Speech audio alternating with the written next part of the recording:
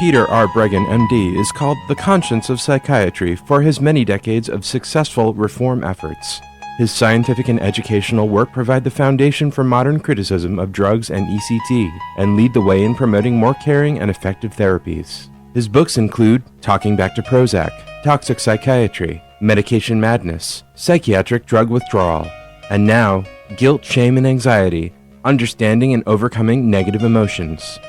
Welcome to the Dr. Peter Breggin Hour. Hello, my wonderful audience. I'm sitting as always in front of my great big window that I put through the wall so I can see my 4 bird feeders. Beyond is the railing, and I've transformed that into plate glass so I can see through that too. In the last few seconds, what have we got here? Downy woodpecker, a sparrow, the goldfinches who grace my life every day like canaries, but they live on their own outside. Downy woodpecker, did I mention them? And a nuthatch, all in the last 5 seconds, 10 seconds, going and coming. It's wonderful, and I see some orange and red coloring out in the trees. Fall is here in upstate New York. Thanks for sharing with me today. Pam Popper is my guest. I think she's made it here. You there, Pam? I am here. I'm with you. Oh, good. And clear as a bell. And today is October 2nd. Yes, it is October 2nd. Wow. If you're listening, you're on October 2nd. You're live. You can call in at 888-874-4888 and ask one of the great nutritionists of our time.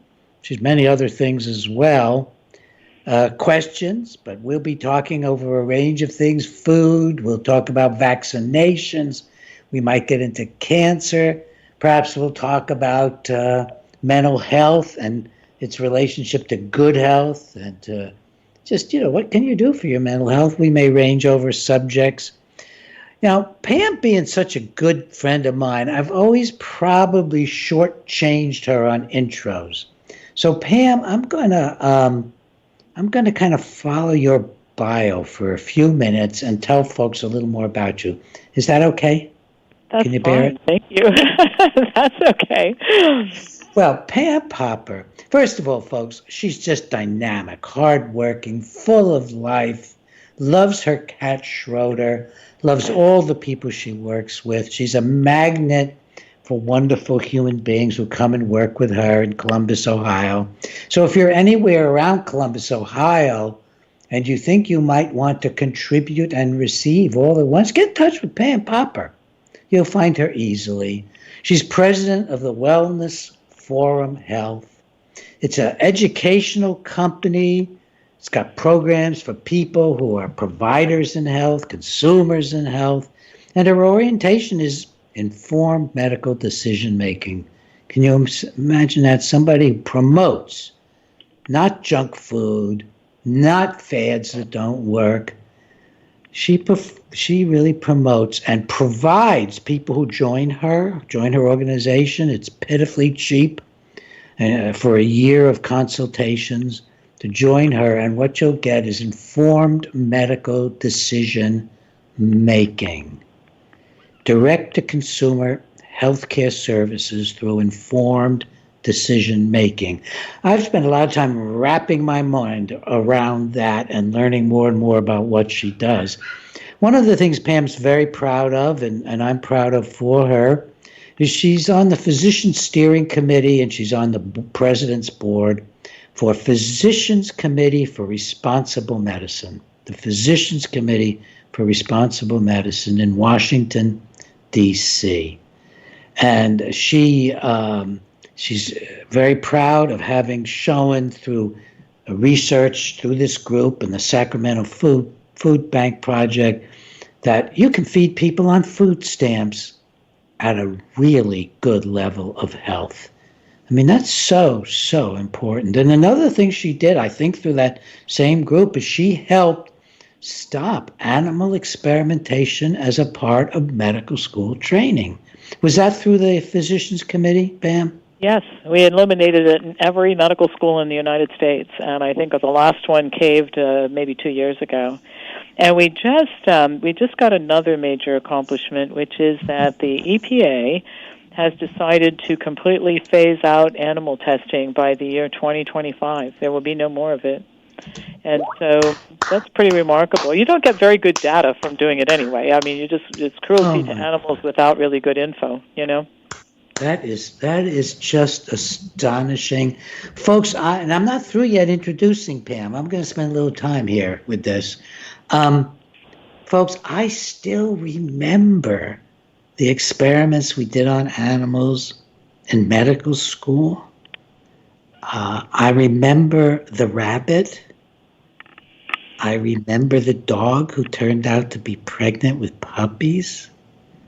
I remember the rats from my own originated research on the long-term effects of adrenaline. I had published papers from that right out of medical school. I still remember how I treated the rats. So I just think that's, it's really important to maximize our ability not to use animals in any kinds of experiments. I think it's amazing, Pam, that you could get the FDA to set a deadline for stopping that. And why don't we, when I'm through introducing you, let's talk about that, because certainly people have questions about it. I think about my animal experiments. They actually proved something, Pam, that people hadn't really faced at the time, and I can or known about, and I could tell you about that. But I also remember it painfully now, and with a certain amount of, you can tell, guilt and shame. And God, I remember the monkey who was in the same room with me when I was doing my experiments in the lab at Western Reserve. It's now, it's Western Reserve University, and I still remember that. Wow. Well, one comment I'll make about that, because it's an important one you just made, very important comment, is that we want doctors to be compassionate. I mean, that's one of the things people complain about, is doctors aren't compassionate. Well, if you enter medical school a compassionate person, and you learn how to intubate by killing kittens one afternoon, and then you have dog lab and you operate on its dog and you kill it at the end of the day. If you started with some compassion, you could lose it pretty quickly. And the people who maintain their compassion feel like you do now after all these years. This was terrible. I should never have been asked to do something like that. And we were very involved in getting the ending of primate experimentation, too. And I'm for all animals not being experimented on to the extent that we can do it. But what makes it really egregious with primates is these are animals who can learn sign language. And they can say, I don't want to be in your experiment. Where's my mother? I want to go over there with my friends. You're hurting me. And so when you're talking about a creature that has that type of logic and thinking capability, I mean, you wouldn't put your child in a cage and do something like that to a child. I mean, they would arrest you for doing it. So we shouldn't be able to put a furry creature in a cage who's capable of that same level of thinking as a 6-year-old. And do cruel experiments either. So I think that's, if we're going to do the right things in medicine, we have to address a lot of things. The evidence is one, as you mentioned earlier, but we also have to look at the way that doctors are trained, and we still have a lot of work to do, because God knows medical training is still lacking, but at least we're not asking people to do horrible things to living creatures anymore, and that's a good thing. Well, I think it's amazing, and I'm going to put off until a little later in the show telling you just a bit about this is the experimentation that I did, Pam, and that resulted in 2 publications very early in my career in major journals that would now be terrified of trying to publish me. Then now I'll tell you a little bit more about Pam, and I like this flow, Pam. Let's we'll go through some of your credentials and then talk a little bit about stuff. So Pam has worked closely with Dr. Tom Campbell, T. Colin Campbell. He did the famous China study, and she teaches courses with him. She's been in a lot of documentaries. processed people, making a killing, forks over knives. Forks over knives. I think I watched that because of you, Pam. I'm sure of that. It was after I met you. Changed my life. Pam is in it. Pam had a big part in the development of it. And Forks Over Knives. It was actually in major movie theaters. It changes people's lives in terms of improving their diet. No, you won't see sick children to try to get your money like some of the folks do. You won't see anything bad.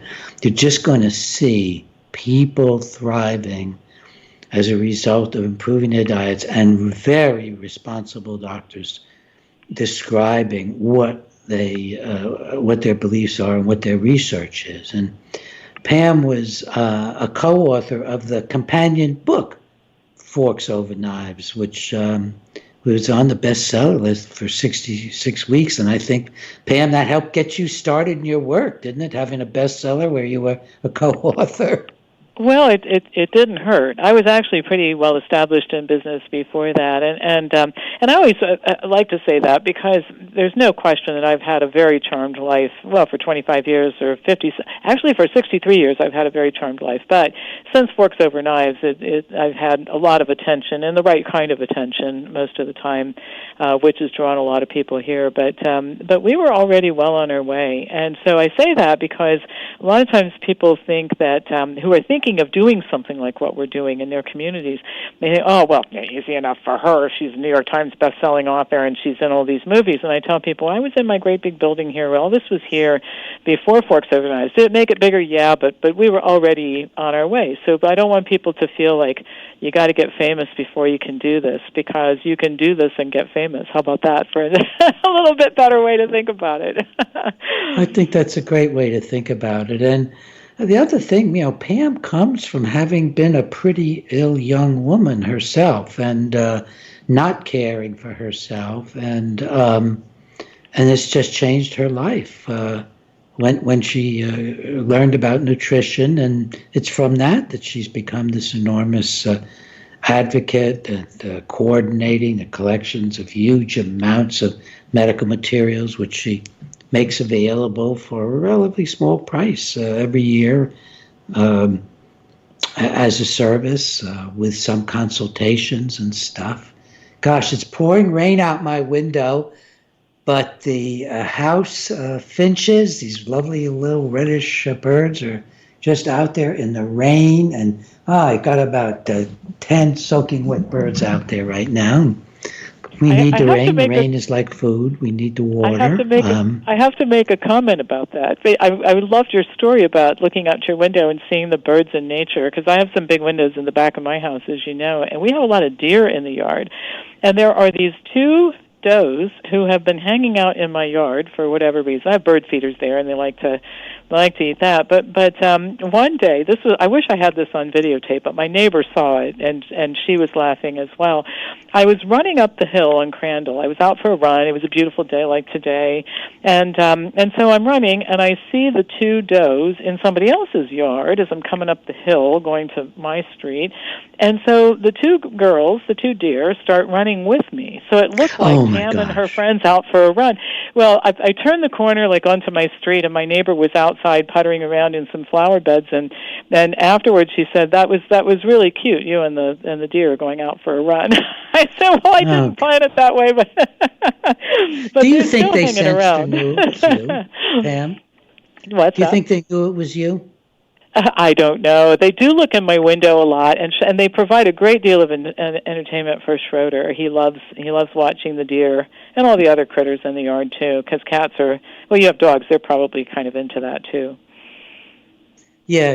They're. I think when they look out the window, they're not thinking of eating all the creatures that come by. They just want to bark at them and chase them. But I suppose your cat may be looking at them with a little bit of primitive flair there. Well, it's interesting. He's never been outside, but he looks out the window, and he He knows, like, he's enchanted with squirrels and chipmunks. We've got those big hickory trees in the backyard. He likes that.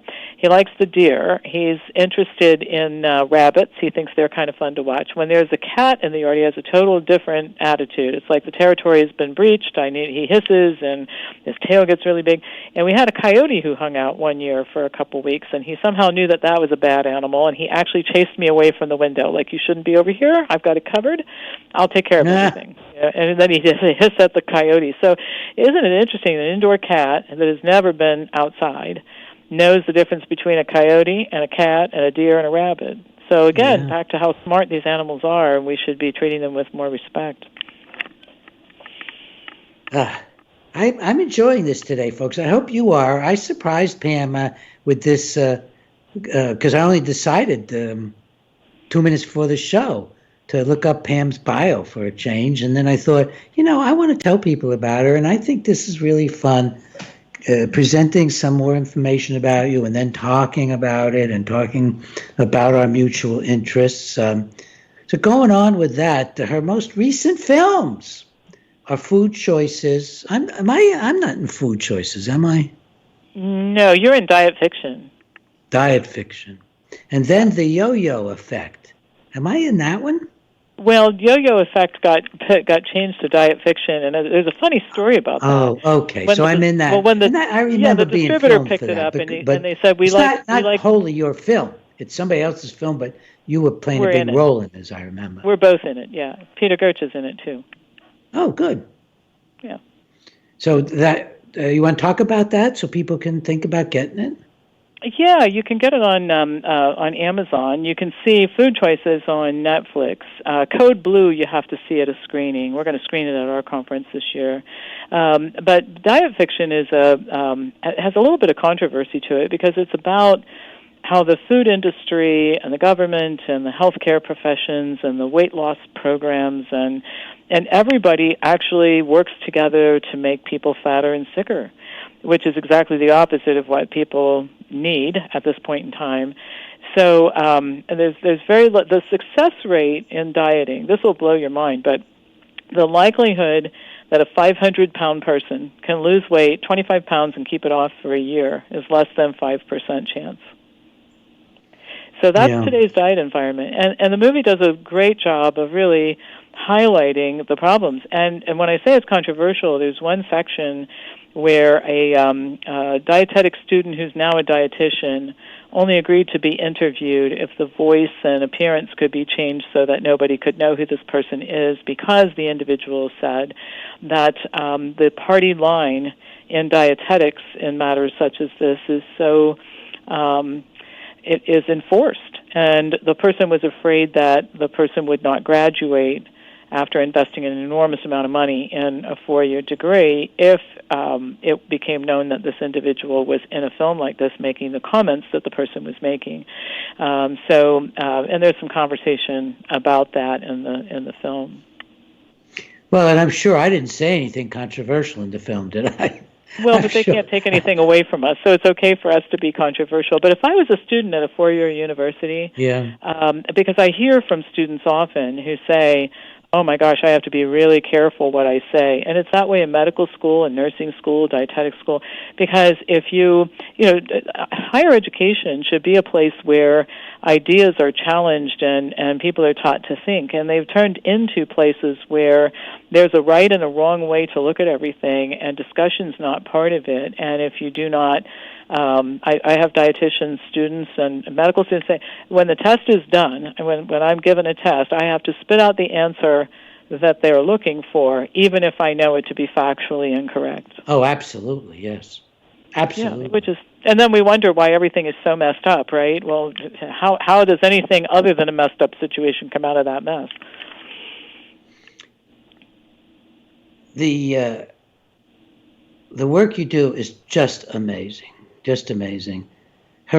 Her most, just following up on Pam Popper's bio again, her most recent book, and I think your bio's a little outdated because there's the wrong thing for the yo-yo effect, and I'm sure that my bios are all outdated too. Her most recent book is Food Over Medicine, the conversation that can save your life, and indeed it can. This is a very easy to read book. It's presented as a conversation. It gets you really into like being there and going back and forth with Pam about the issues of how to eat.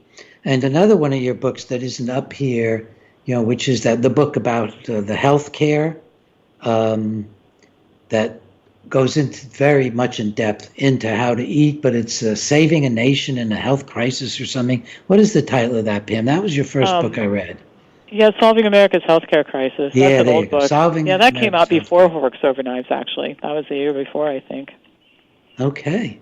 Well, that's a good book, too. And this is just all good stuff that this woman does. Now, here we go to another paragraph. Pam's also a public policy expert, and she really, really is. She works on changing laws that interfere with patients' rights to choose their health provider, their method of health care.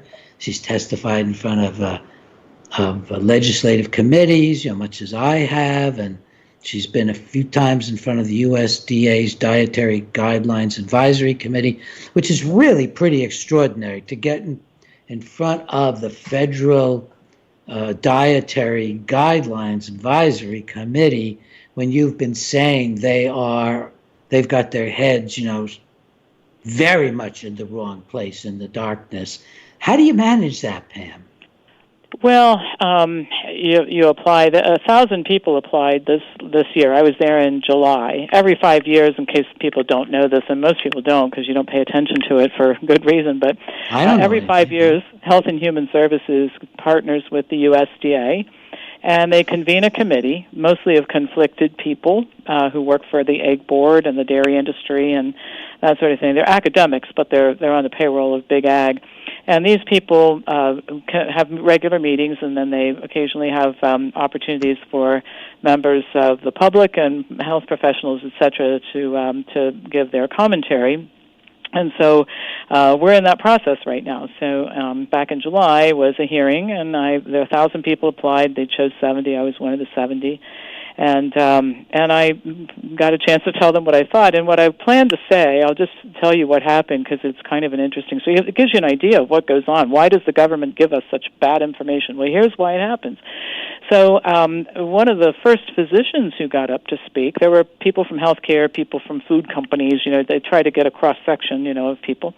So this doctor gets up there. I've never seen an attitude like this in my life of disrespect in front of a federal committee. She says, I just want to tell you something. This is a joke. She says the dietary guidelines are a joke. This committee is a joke. You people telling people to not, to lower their fat intake. And she goes on this huge rant about everybody who has diabetes is carb resistant. And then Nina Tidich, I think is her name, she wrote The Big Fat Surprise. She got up there. Some of these people would not even be quiet. They had to make them sit down because their time was up and tell them like 5 times. That's how out of touch they were. So she gets up there and rants and raves about eating fat, and this goes on, and then the people get up and they talk about eating red meat is actually good for you. It's good for your cardiovascular health, and I mean, it is just if you saw this, you just can't really even believe that this is what goes into creating our dietary guidelines. So, and then the crowning achievement was the one worth really paying attention to, the representative from the Academy of Nutrition and Dietetics. Hard to believe they paid somebody's expenses to do this. He gets up there and he says, listen, I just want to tell you the Dietary Guidelines Committee, you guys are terrific and you always get it right, and the A&D just can't wait to hear what you come up with, and we're going to implement it. I mean, you would have thought the guy would show up and have something to say about the right diet for humans, but no, he was a sycophant, and he did it, and they had to make him sit down. He was gushing with praise, but he didn't even know when his time was up, right? So I was the 47th person or something like that in the group. And I got up and I gave my introductory comments, and then I said, you can watch this on YouTube. It's posted on the Internet if you want to see it. So I made my introductory comments, and I said, I have something to say off script here. And I thought they could throw me out or whatever. I don't really care. But I said, the first thing is this isn't a joke. This is serious, which is why I paid my own expenses and fly to Washington, D.C. to say what I have to say to you. I said the second thing is all these people get up here and they talk about these high-fat diets and people's fasting glucose going down and all this sort of thing. And I said, really, if the only thing we care about is short-term changes and biomarkers, I'm going to suggest some things that work really well. And the first one is cocaine addiction. Never had a fat cocaine addict in my office. They all have low cholesterol and low fasting blood glucose. I said, I'll tell you something else that works great for this, all right, and that's chemotherapy. Most chemotherapy patients have very low fasting glucose because they don't want to eat. I said, obviously, I'm being facetious, but if any means justifies a short-term end, I got a whole lot of strategies like that I can throw out. And I said, we're at a point right now where people are so carb-phobic, you can hold up a bank with a slice of bread. And if starch and carbohydrate is so bad for you, the Okinawans never got the memo. They're living on sweet potatoes, 69% of their calories. So I said, I take issue with all of this, and I hope that you will too, and you will look at long-term health, because when you adopt a high-fat, terrible diet, like some of these people are telling you that people should do, it takes 10, 20 years to get cancer from it, to have a heart attack from it. So, yeah, fasting glucose levels go down for 90 days, but what? You just kick the can down the road and deal with the cancer when it shows up? So anyway, they didn't throw me out. And when I sat down, my friend Dr. Milton Mills said, great, I can start talking about crystal meth then. So if you don't have a little bit of fun at these things, you'll go out of your mind. But it's amazing. And the things that health professionals will say on behalf of agricultural groups, it just goes to show you, if you pay enough money, you can get anybody to say anything, or somebody to say almost anything you want. So that was my day in Washington, D.C., and I've done it a few times before, and it's always an interesting process. And the Physicians Committee has sued the USDA on numerous occasions for a variety of things, ranging from the conflicts of interest to not following the guidelines. And the reason we have a My Plate instead of that pyramid that they used to use was because of a lawsuit that we filed after the 2009 and 10 go-around. So, long story there, but it's interesting. It's like what they say that making laws is like making sausage. You don't really want to watch the process. This is sort of like that in a way. You just can't believe this is how the government figures out how to tell people what to eat. Wow. Was there anybody else there, or how many other people were there among the 70 making any sense, ma'am? There were quite a few, actually. There were probably 25 of us.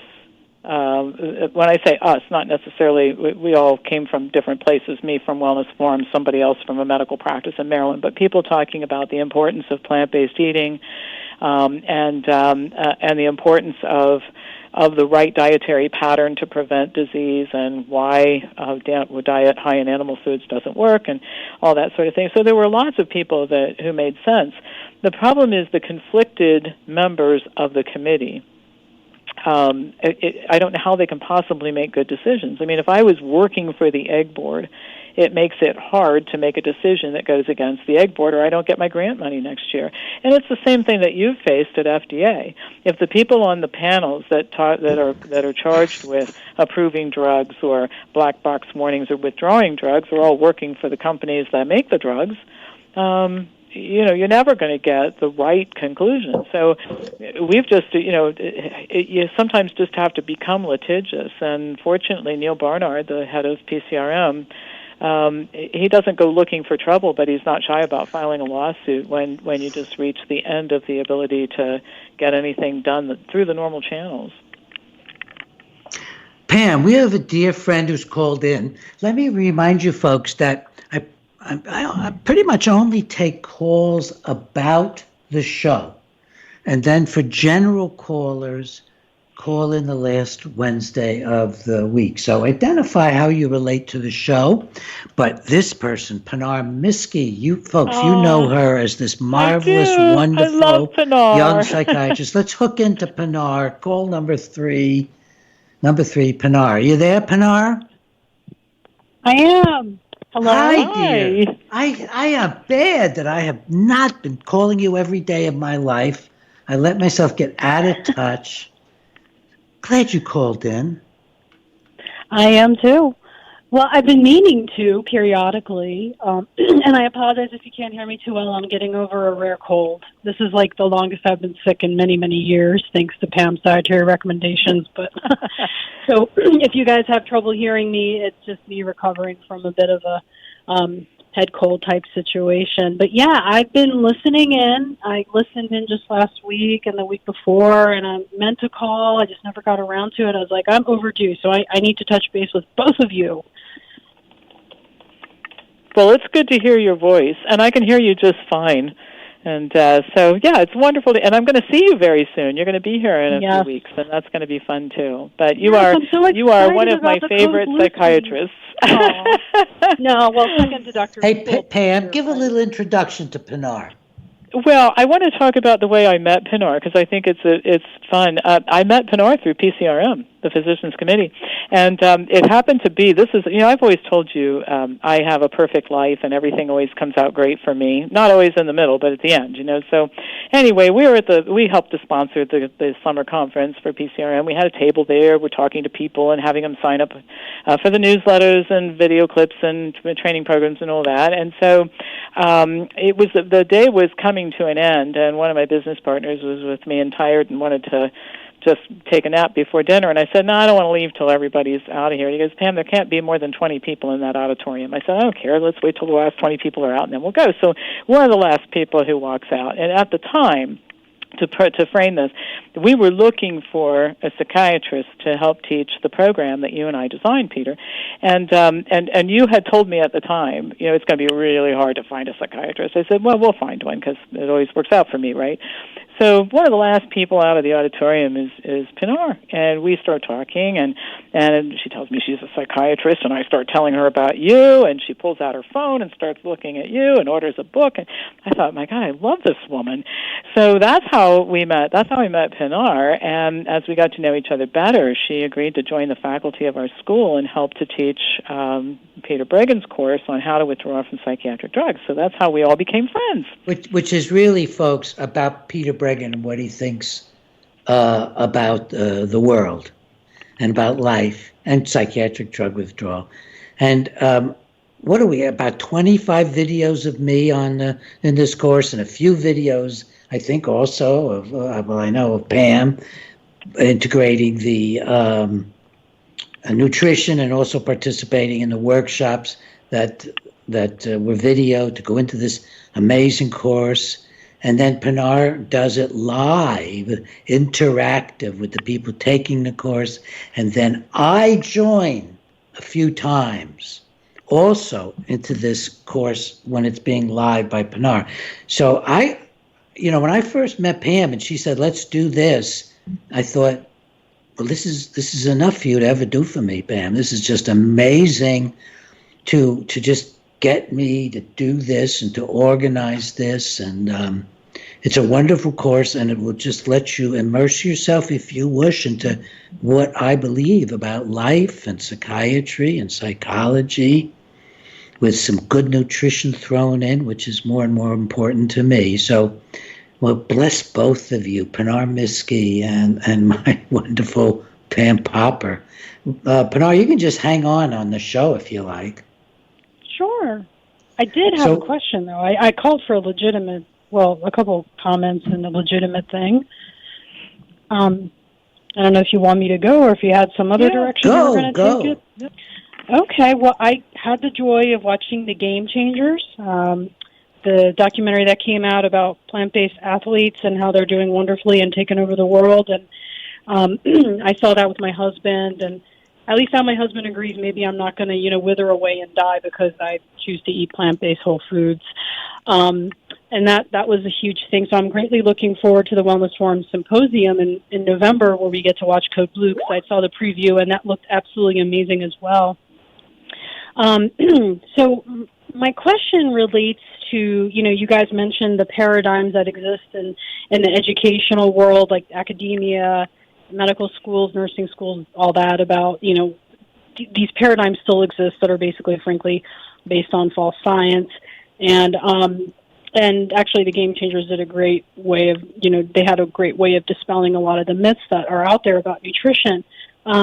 But now, they're still blowing smoke and mirrors. The Annals of Internal Medicine and the New York Times kind of published this thing about, maybe red meat's not so bad for you, blah, blah, blah. And so, I'm trying to point out on social media how they're using the same tactics that Philip Morris was doing to try to argue that cigarettes aren't so bad after all, and go ahead and smoke here and there. And I'm met with a lot of resistance from not only like lay people, but even my colleagues. There's still a lot of skepticism about the possibility of a paradigm shift, even though we do have more and more individuals going in this direction, accepting the fact that maybe we don't have to eat animal products to be healthy. And contrary to that, actually, there seems to be mounting evidence that they're actually bad for us in terms of long-term health.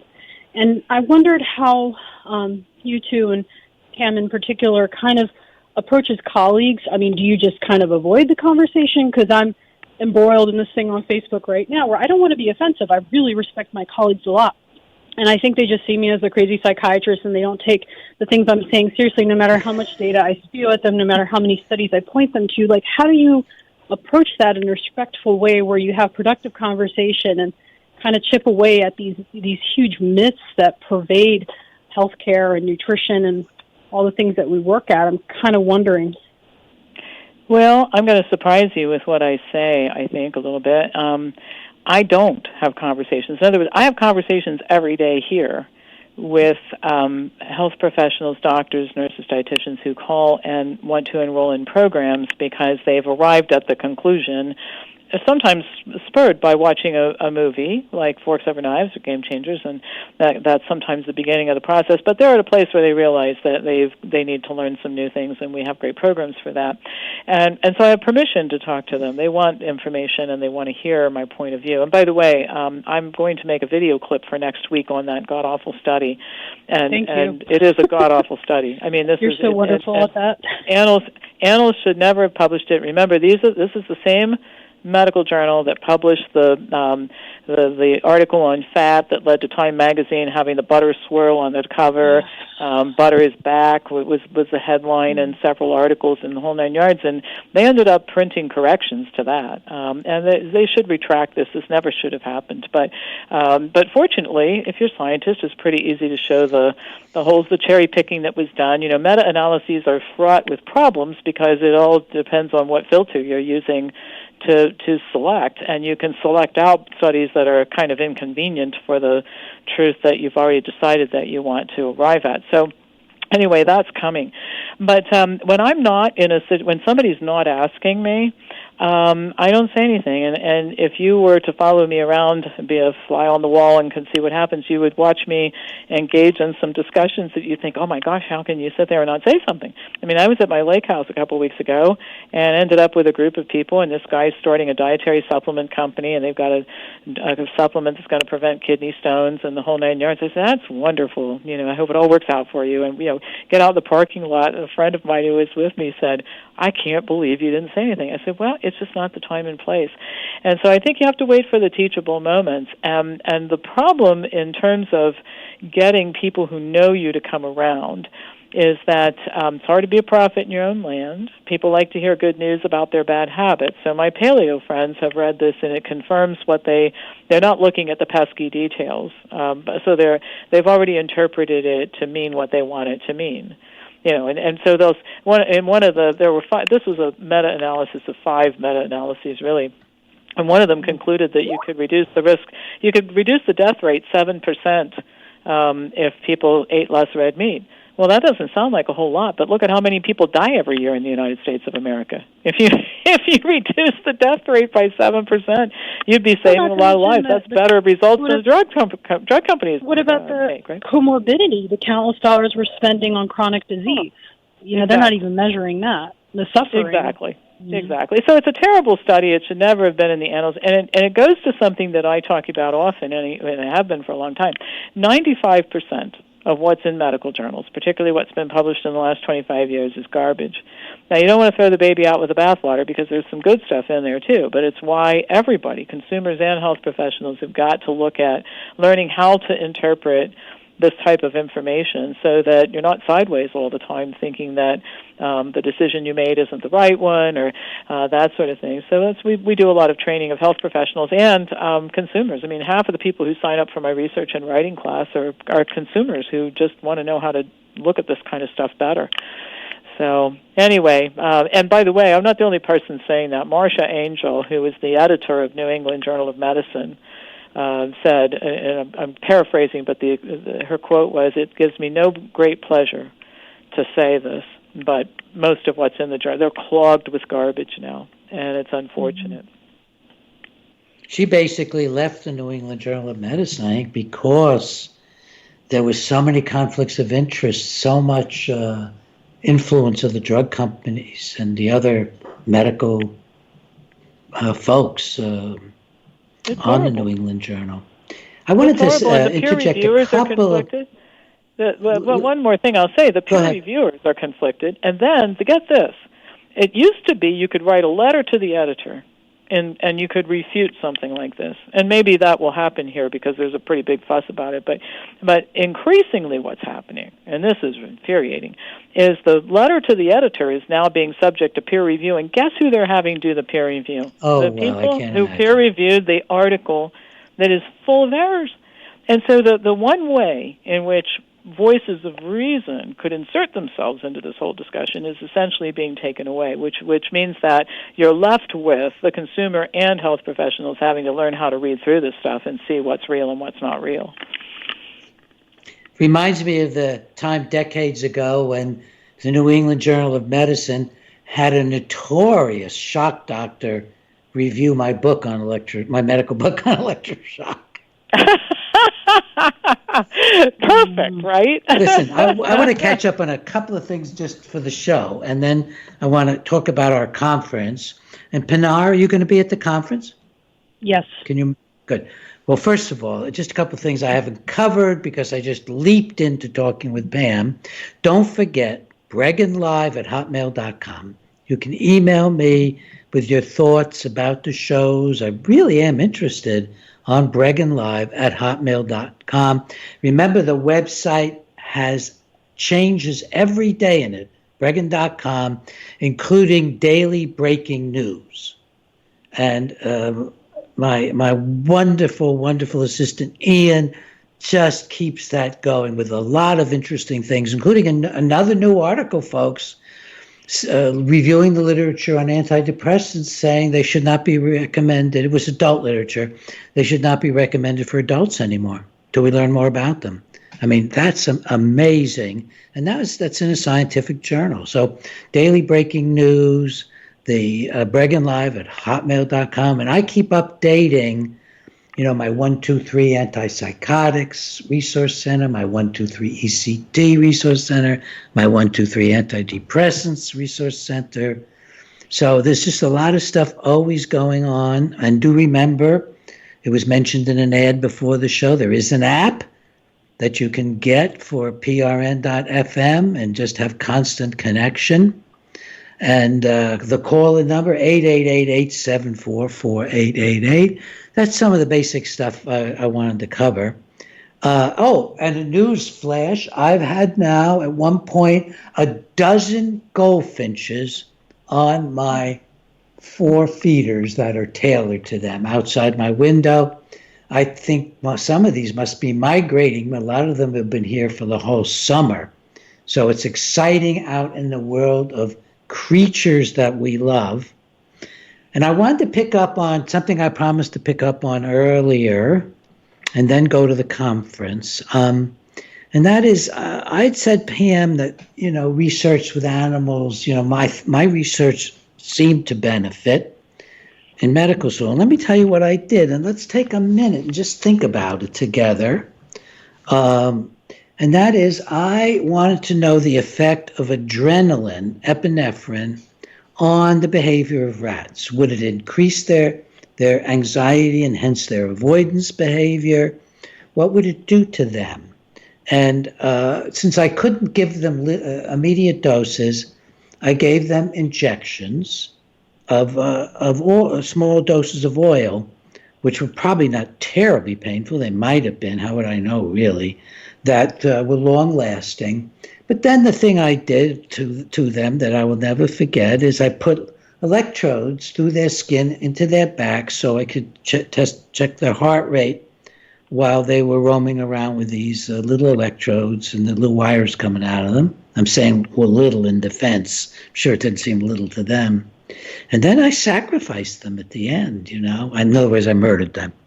So what I got from it, what I learned from it, was that this did not produce activation at all. It seemed to exhaust the animals and to give them not elevated, like I expected, heart rate. It gave them bradycardia, very slow heart rate. And out of that, I deduced that we may be looking at the feedback mechanisms in the brain, which, when we have chronic anxiety, actually cause us huge fatigue and maybe some cardiovascular risks. And that got published in 2 different journals in different forms. Major journals, Journal of Nervous and Mental Disease, the Archives of General Psychiatry, AMA Journal. In those days, just out of medical school, if they came out, I was thrilled. But and then those articles have been cited over the years. So what are your thoughts on that, my 2 friends? Well, the first thing I would tell you is that I think I wouldn't feel bad about it because there wasn't a choice and you didn't know better, right? I mean, many of us would not do some things that we did before. There's still some animal testing that's necessary. In other words, EPA's decided not to do it after the next few years, but FDA still requires it. And there was a big blow-up or to-do. Pinar, you probably heard all about this Impossible Burger. So I'll tell you just a 2-minute story about it that goes to this whole animal thing. So the Impossible Burger is a vegan burger that is kind of high in fat, but it's showing up in fast food restaurants, and it's an alternative to eating meat, and it even bleeds like meat, and it tastes like meat, and the whole 9 yards. And the owner of the company that makes it is a vegan, and he wanted to create something that carnivores would eat, so we could get more carnivores over to the eating plant-based foods. So the ingredient that makes it bleed and look like a real burger had to be tested in animals before the FDA would let him make the burger with it. So he had a choice: abandon that plan or do the test on animals. And he chose to do the test on animals. He said, I think that if we're going to save animals, and I'm all for that, we have to do this, because if we can't get the carnivores to eat the burger, then we're not going to really get done what I wanted to do with this whole thing. So anyway, that's what he did. And then everybody just started saying terrible things about the guy and what he was doing, and I understand the conundrum that he was in, and I also think it would be great sometime for the FDA not to require this, but they do right now. So some animals, a handful of rats, got fed something in large doses that probably made them sick, so that we could stop killing. I mean, I don't know how many billion animals we kill in the United States every year, but if we slashed out even just a little bit, it would make a huge difference. And I wouldn't want to be in the position to make that choice either. But people are still having to make those choices if they expect to get certain things done. So that's what I have to say about it. It was just, first of all, it was at a time before we knew what we know now about animal behavior and all that sort of thing. There were no other options available for you to do what you were doing.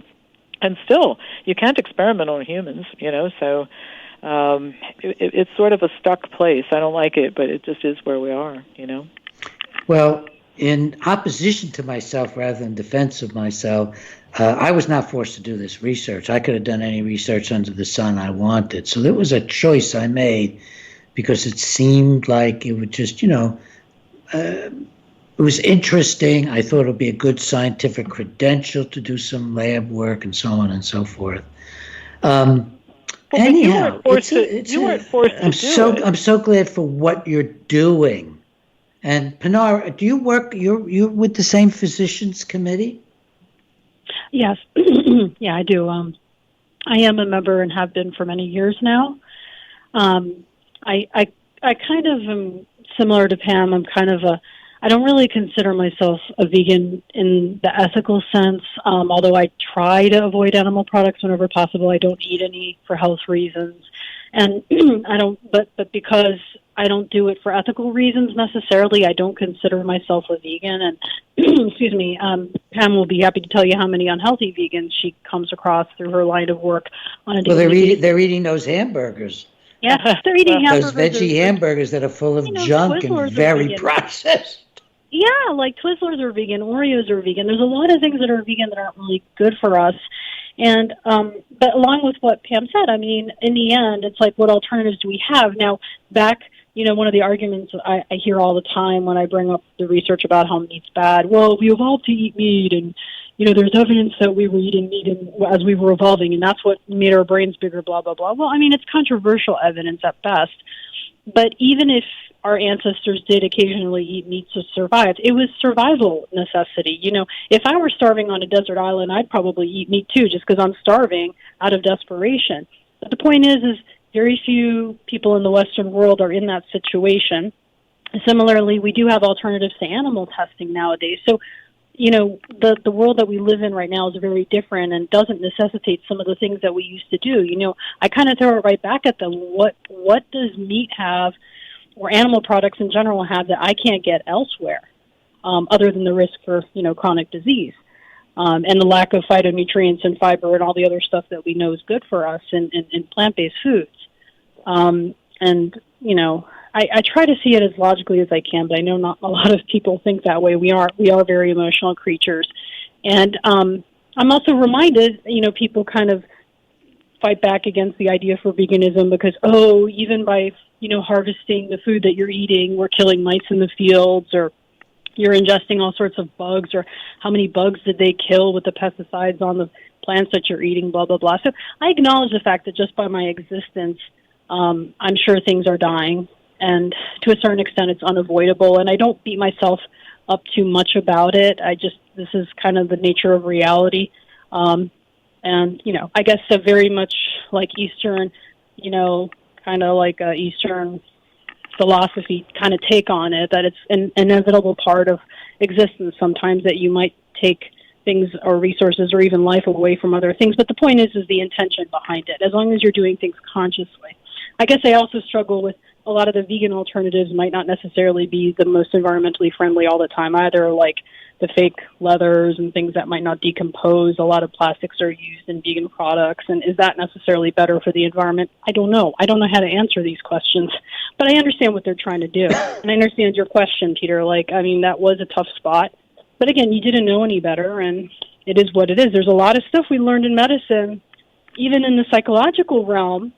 The experiments that they did on human beings, like way before IRB boards were in existence, where these experiments would never get passed today.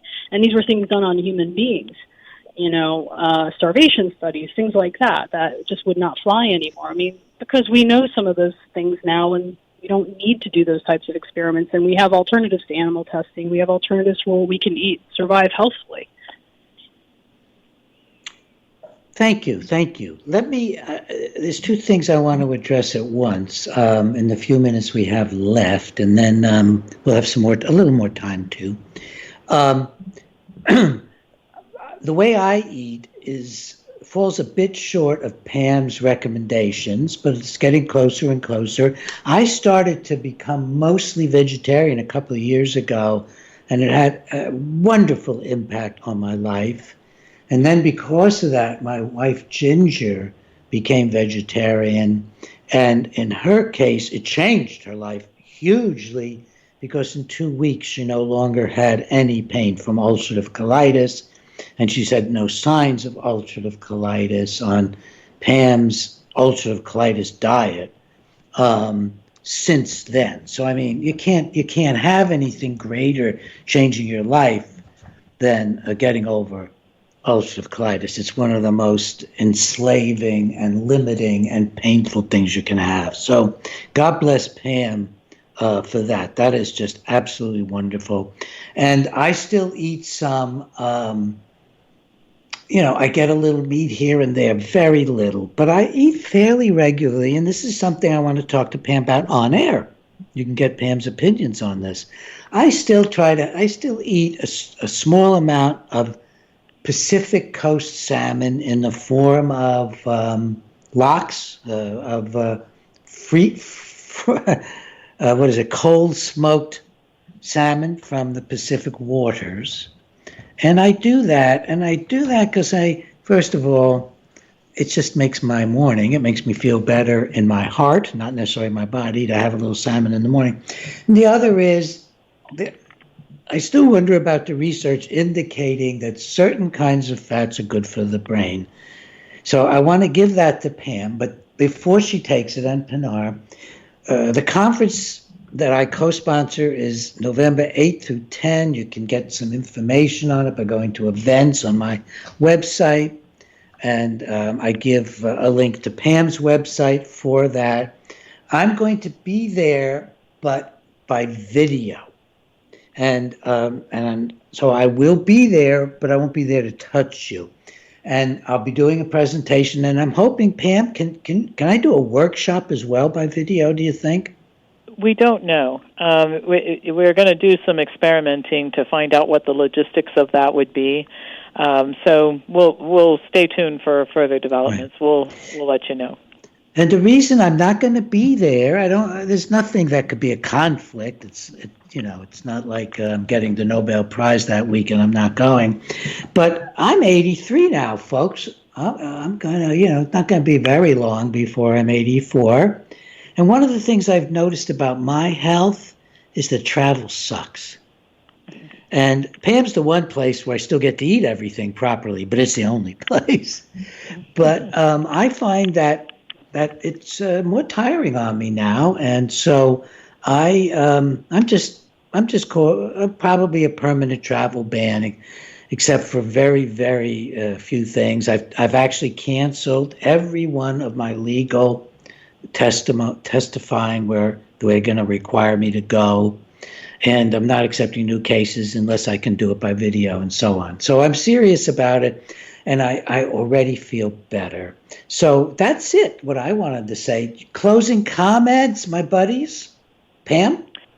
Well, I think the closing comment, what a great discussion we've had. We certainly did cover a lot of ground and a lot of different topics, but I think the take-home point from all of what the three of us have been talking about is really how important it is for people to learn about health, to make decisions about health.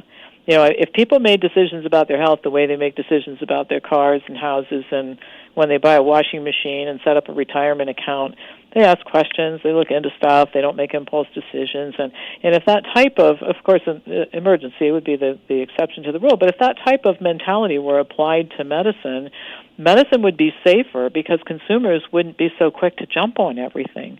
And I think that's the big message we're trying to get across here is stop, think, investigate, and then you have to use your own filter, your own values to decide, what's best for you.